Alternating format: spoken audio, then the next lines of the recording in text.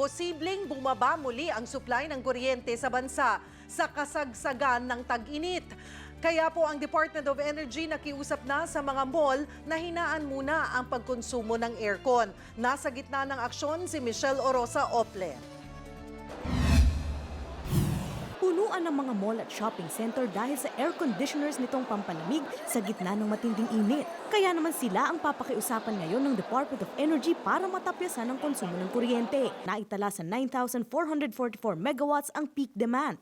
Mas mataas ito sa initial forecast ng DOE para sana sa buwan pa ng Mayo. Hirit ng DOE sa mga mall at mga opisina, iset sa 25 degrees Celsius ang temperatura ng aircon para makatulong na bawasan ang load sa grid. Ang hope namin initially is tawag natin peak shaving, na hindi na further tumaas pa yung peak mo para ang reserba mo hindi masyadong manganganib. Handa naman daw tumulong ang mga mall operator. Ang Trinoma nag-set up pa ng mga sensor sa mga escalator, LED lights at solar panels. Of course, yung comfort cooling ng customers, that's very important for us. So we make sure that every day we do the temperature monitoring.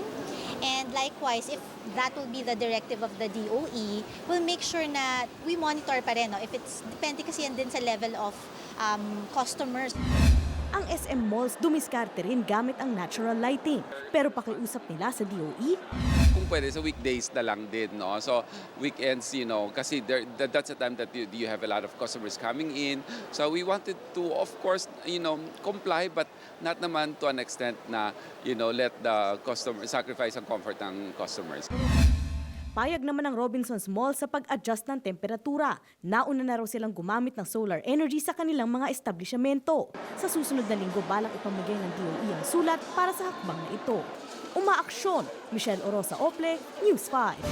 Be sure to come back. News 5 everywhere. Copyright 2016.